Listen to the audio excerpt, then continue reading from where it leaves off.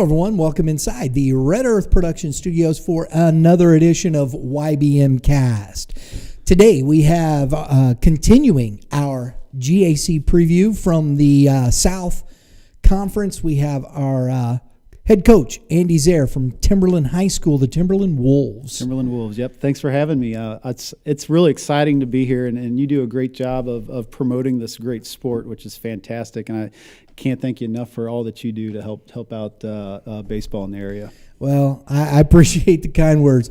I tell all the coaches, I'm pleased. It makes me, I started calling coaches, and you guys go, yeah, sure, we'll come on and talk baseball. I'm like, cool.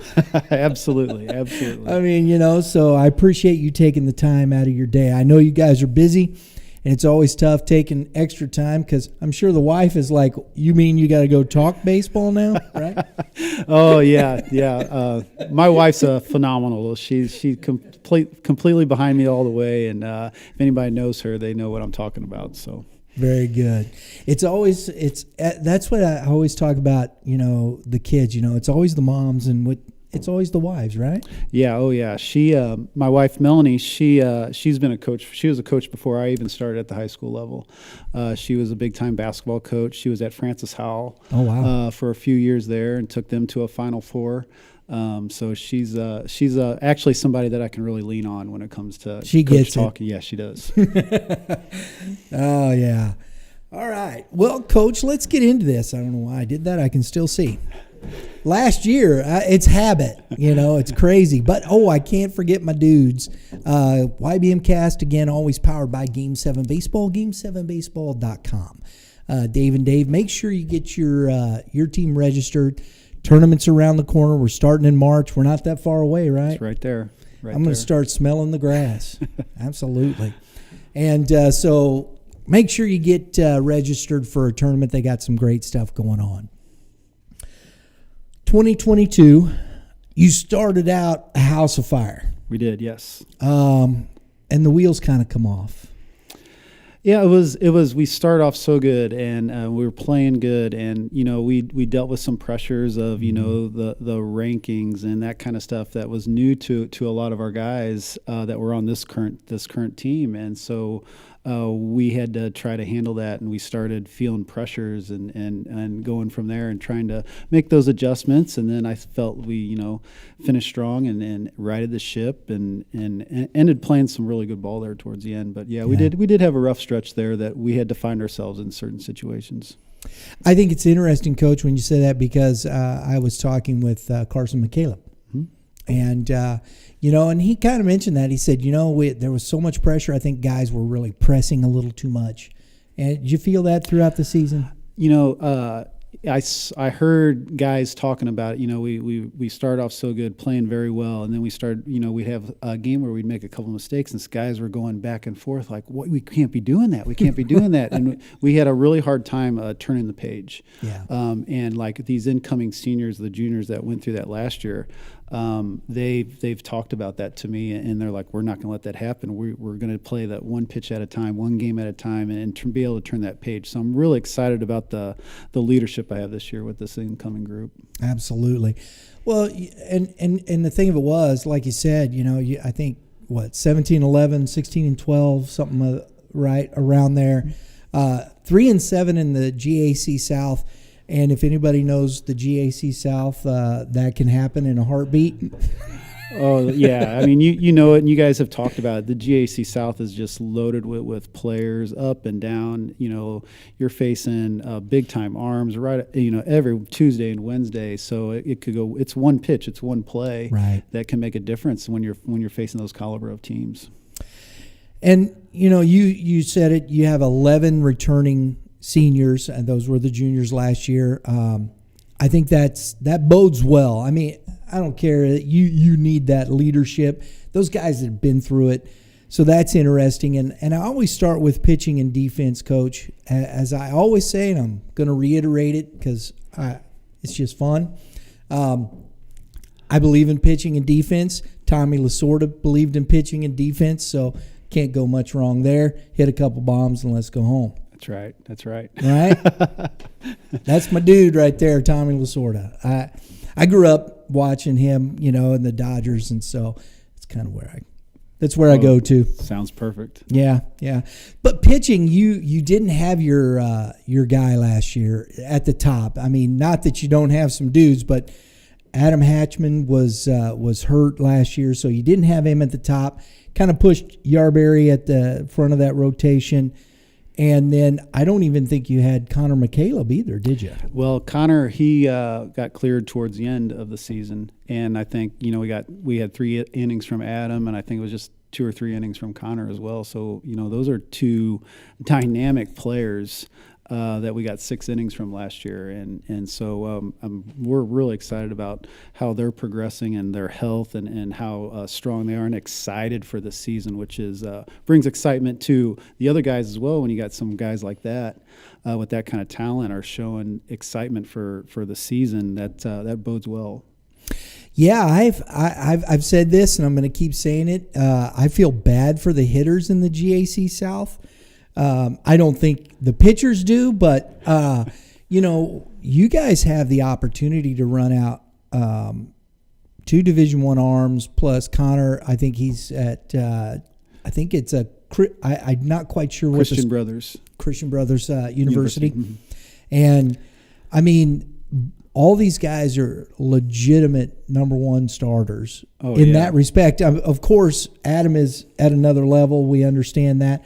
But all these guys could be number 1s on different teams. Yeah, you talk about Adam and Jackson Yarberry. Their freshman year, they were on the varsity team, and then that was the year that we lost to COVID.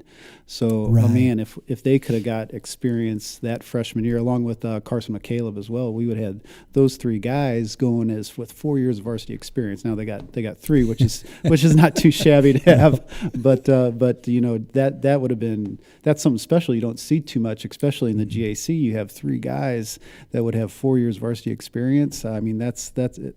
It's a special group. It really is. When you talk, Yarberry last year, and I think I've seen him better even, but he had a 3.34 ERA, and I still don't think he didn't seem as comfortable even as his sophomore year. Well, he had a little injury his sophomore year, and so he missed the last half of his sophomore year. And it was a big rehab for him. I mean, he worked his tail off. And the first innings he threw, or first bullpens he threw, was when the high school season started. He just was starting to ramp up. So we were really managing and not trying to make sure, he'd be so frustrated at times. I love the kid. And I'm like, dude, you're healthy. You pitched, you threw, you're recovering great. I mean, that's the victory right now. Right. And so I was so happy. That was the biggest thing, is getting him, through that season. And he just got stronger and stronger as the year went on. I don't want to leave out some of these kids because Cade Manor, what is that? Kyle Shasheen, yeah. Shasheen, okay. Owen Powers, Caden Bish, all these kids put up good numbers, right? They did. There was a lot of innings that, well, I said this a lot. I had so many guys that contributed. We really didn't have enough innings to go around for guys that deserved the opportunity. Sure. Because these guys came in and worked their tails off, and then you put them in games and they were performing, and so it was hard to juggle that to where, I know you deserve more innings, but there were just so many to go around. I know that's a great problem to have. Yeah. But that's where we were at last year on some of those stuff, and had some really guys that really contributed all year long. And like Will Minch is another guy that threw some big time innings for us last year as well. You got Cole Evans, Cabe, what is that? Paiva.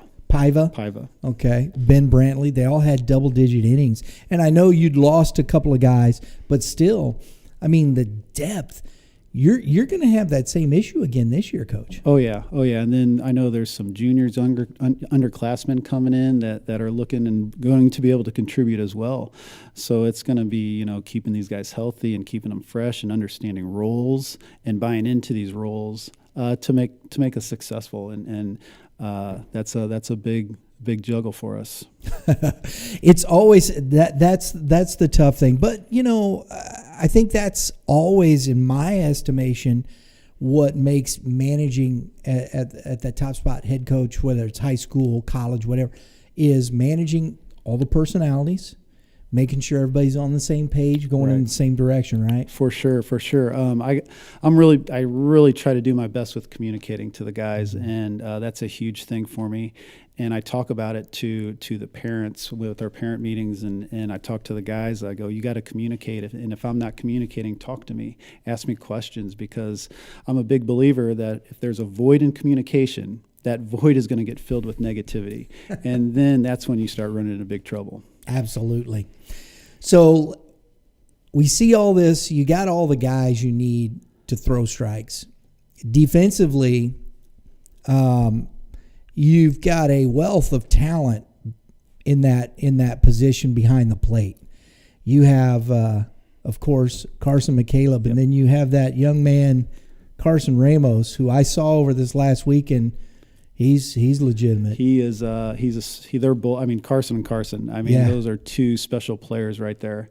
And Ramos is gonna make a big difference wherever he's at, and so will Carson McCaleb. They're both gonna be big contributors whatever level they're both playing at, or wherever they're at. It's gonna be big. And the younger Carson Ramos, I have him in class. I've had him in class the last 2 years. Fine young man. Really excited that he's going to be part of the program. He's only a sophomore, so we got 3 more years with him. So that's exciting, and it's going to be good between those two guys, and it's going to make both of them better. Just the work ethic from Carson McCaleb. I mean, how do you come back off of that ACL tear? When we talked to him in that spotlight, that blew me away, Coach. He, we knew that he was dealing with that and coming back, and he had a physics class, I believe, right next to me, or physics or chemistry, and he was right next to my room every day. Coach, I'm getting stronger. Coach, I'm feeling better. I did this yesterday, Coach. And just was, he was in my ear the whole time, and it was just amazing to watch him go through that and come back strong, and be an opening day catcher, to where at this time last year I was thinking he might not even catch an inning for us. Right. And just his ability to come back, and his work ethic, and how strong he is and talented. Oh my gosh. I mean, we're really blessed to have him. Like I said, he's going to be would it be a 4-year varsity player if we didn't lose that year to COVID, right? Because he's that special of a kid, and he looks strong again this year. My gosh, he is rearing to go. Man. He is ready. I love that. So talk a little bit about up the middle. What's that defensive? From short to second up into center field. What's that going to look like for you? It's $1 million question. Okay. Yeah, that's because we have a lot of different guys that can fill that role. Mm-hmm. We got Will Minch, who he has the most experience as a high school shortstop for me. Mm-hmm. He played a lot of JV his younger years. His sophomore year, he was the JV shortstop. Last year, he was our backup shortstop. He was our starting center fielder. But for example, with Will. And a key for us is finding the right mix. What makes us the strongest defensively? Sure. We got a lot of guys like Ethan Smock's another guy that could come in and play shortstop. Yeah. Ethan Smock could also play a very good first base or third base or for us, whatever. So that's the challenge we have defensively. Like if I go back to last year, Will Minch could have been a shortstop for us. He could have been a second baseman for us. He could have been a third base for us. But us as a coaching staff, as me, felt that it was best defensively if we had these other guys there and Will in center. That made us what we felt was the strongest defense for our team. Sure. And that's kind of going to be how we attack it this year. Very good. And, you got to have that, your corners. Do you have those guys in the corners in the outfield and third that are going to hit some bombs for you? Well, we're hoping. I talked to Jackson Yarberry. He has got a lot of upside swinging the bat. Now, I when we saw him at Ace over there, he was talking about swinging the bat. You could tell he was excited. He loves to hit. Yeah, because he ain't going to hit in college. Well, maybe. I wouldn't put anything past what that guy can accomplish. There you go. He can accomplish whatever he puts his mind to. All right. But we're looking for him to be a good bat for us, and and we lost most of the guys that had innings in the infield. They graduated. Right. So so we got to figure out all that best fit and whatnot. So you still got some work to do defensively that way and see who's going to be where. And I'm sure those are decisions you make as the kids come to tryouts. For sure. Right? For sure. Yeah. I've been telling my coaches, I was like, that's an end of February, March problem.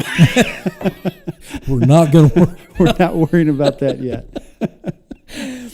Offensively, again, you got Carson, McCaleb, 333, 429, mashing 500, 11 RBIs. Will Minch, 286, 383, 357. Ethan Wasson, Caden Bish. Caden Bish had a good offensive year. He did. You're looking, though, because you had a lot of seniors on that, in the infield and whatnot. Right. Where do you see your offense coming from? Well, if we start with Carson McCaleb, he had great numbers last year, and that's coming back from that ACL surgery. Sure. So if we have these guys step up, Carson and Will, they both need to step up, and Caden Bish took some great at bats all year for us. And then, like I said, I believe Yarberry is going to be a force for us offensively. And some of these other guys that had at bats here and there, we're going to play the hot hand and go with who's rolling. I mean, we need somebody to step up and take the bull by the horns and say, hey, this center field job, I want this center field job, and they got to show it defensively and offensively, and just we're hoping that we got some guys to jump in there and take that job. Wait a minute, you got to compete for a job? I love that. No, and I think that's the interesting thing sometimes, and in these bigger schools, it's a lot different. You see some class 5 schools, it's the same way. Some of them, it just depends on the amount of kids that are coming out. Right. But, in these bigger schools, kids got to come ready to play. They got to come mentally prepared to compete for a spot. Right? Oh yeah, competition is huge. The best teams, the best programs, they're going to have competition competing in every practice. Yeah. Because that's what you need your best players to do is compete, and then you can see, because then the next level players, when they're competing, they rise up. And they perform when the competition is there, and so that's a huge tool that coaches use is the competition aspect, and that's where you find out who's got it. Absolutely. Now, Coach, this is your second or third year, right? Third year. How are you working, with your freshmen, your JV staffs, and if you want to throw those names out there, we always love to do that because those guys, they're working hard every day with the freshman class, with the JV team, the sophomores, sometimes juniors in a program as big as yours. You want to get guys playing time, right? Yeah, you want to set them up. Mm-hmm. Yeah. So, what are those things that you're looking at? How are you defining the culture of your program in that way? So, like our coaching staff, we got Will Sills at the freshman level, and Bob Holman. He's our JV coach, and then I got some great assistants at the varsity level with Mike Sevier and Mitch Thomas and Brendan Trimble. So, for the most part, our high school staff is not very experienced when it comes to high school baseball. We got Sure. a lot of baseball experience there, but the high school level is not that experienced.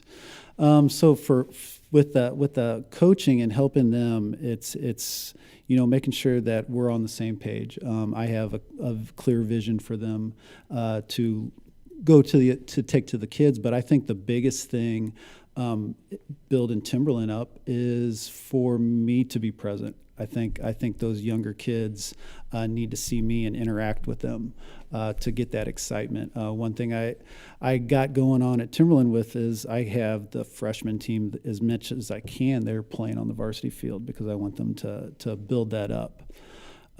So it's all about keeping everybody involved.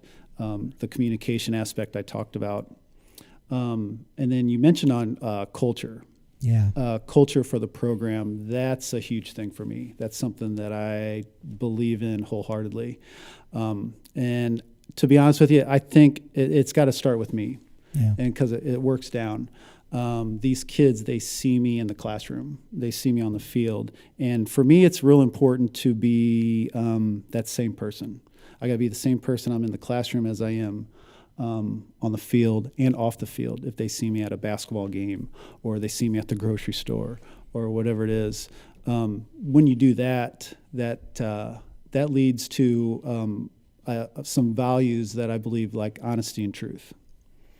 And because that's something I expect to, that's what I give to my players immediately. Boom. I give it to my students in class. Boom. Honesty and truth. It might not be what they want to hear sometimes, but you got that. And, if you do that, then the players give it back. Right. And after that, I think a big thing that then happens is the respect. You got the respect of the players. They respect you. You respect them. You respect your field. You respect the opponents. You respect other classmates. You respect the umpires, your field, all that stuff. All that respect takes place. And then you got hard work. Yeah. And you got to have the hard work in the culture, and that's got to be, it's got to be given. These are non-negotiable. Right. You have to have honesty. You have to have truth. You have to have respect. You have to have hard work. You have those 4 things, and that all comes together, and then it's something special can happen, which is, and I talk about it all the time with my kids in class. I talk about it all the time. What our goal is as players and being part of the Timberland program is become servant leaders. Yeah. Because when you're a servant leader, that's somebody that's going to do things to make others around you better. And if you're doing that and not being that selfish player, that's huge, because that selfish player, it's a short-term gain in my book. You can gain short-term, I think, being a selfish player. Right. But overall, if you got that servant leadership mentality, that's going to be lifetime gains right there. I agree. Team sport, right? It's baseball. I know it's an individual, that one person walking up to the plate, but if you have to be accountable to your teammates. Yep. Am I making that play? Am I working with him? It's one of the most individualistic team sports there is, but it is a matter of, as a pitcher, if I'm throwing strikes, I know my guys are back there. They're going to take care of that, and everybody being from there to the accountability, and that's the way it works, right? Just believing in each other. Yeah. Oh my gosh, if you're up there at bat facing one of these great GAC pitchers, I mean, that's hard enough. And if you got the bench behind you, knowing that they got your back, right, that makes your job just a little, still hard, yeah, but a little bit easier. Yeah, you're gonna, there's so much talent. I think you've got a lot of talent there, Coach, coming together. And I know it's tough because one of your guys gave me a little grief about my power ranking for you. I had some guys knocking on my door that morning. But I was like, I mean, you have the opportunity. I look at last year, and we'll see. Hey, prove me wrong, baby. I'm all for it, because I would love to see it, because I think it'd be a great baseball game. It would be. It would right? be. Yeah, absolutely, yeah. So I definitely think you have the talent. And you definitely have the talent to make a run at state. That's just my opinion, and that's, I don't know if that counts much, but Well, that's one of the goals that the guys set forth last year. They wanted to make a state run, and like we talked at the beginning, when things started going a little south, we had a hard time responding, and that's something that we're going to build off of, right, and learn from, and be stronger because of that. There you go. I love that, and that's all you really can do, right? When those things happen, if you learn from them and go on and get up and move on. I love that. Right. Yeah. Like, anybody that's one pitch at a time, that cliche saying, you got to go one pitch at a time, one game at a time, and go from there. There's, it's going to be fun. We're looking forward. I'm sure we'll be out at your place. I'm hoping to get that game with you and Francis Howe. I think I'd love to see Naputi and two lefties dealing out there at it. Yeah, right. That would be that's the dynamic. Mercy. Right. There won't be a lot of scoring, I think. You have to scratch one across. That'll be that's an exciting matchup. Thinking about that, it really is. Yep. And that's the thing. That's what I think is so exciting about the GAC South this year. You can go any given Tuesday out to the ballpark, and get a serious high-level talent matchup. Oh yeah, just the coaches and the players in the GAC South, GAC Central, North, any of it. It's there's no pushovers. No. And you got guys that respect the game, and you got players that work as incredibly hard to get to that next level that they're doing. It's pretty special thing to be a part of. Absolutely. Coach, pleasure to meet you. This first time meeting face to face, got a chance to talk. It was a pleasure. Good time. Thank you. Thank you. Everybody, Coach Andy Zerr, Timberland Wolves. Make sure if you're a Timberland fan, get out there. You're not going to be disappointed. Fill up those stands for those kids, man. It's going to be some really good baseball out there. So make sure you get out and watch. Heck, it's free. Come on out. Right? Heck They yeah. don't even charge to get into the baseball game. Nope. Right? How do you not go? There you go. That's so make sure you get out there and support those guys. It'll be a lot of fun. Everybody, thanks for tuning in. Remember, Prime Sports Midwest, if you're needing some gear, need some outfits, need some fan gear, whatever the case may be, Prime Sports Midwest, primesportsmw.com. Make sure you go down there, talk to those guys, tell them YBM sent you. We do appreciate it. Hit the subscribe button. Hit that dinger next to it, because that's what we do around here. We hit dingers, right? There you go. Might as well.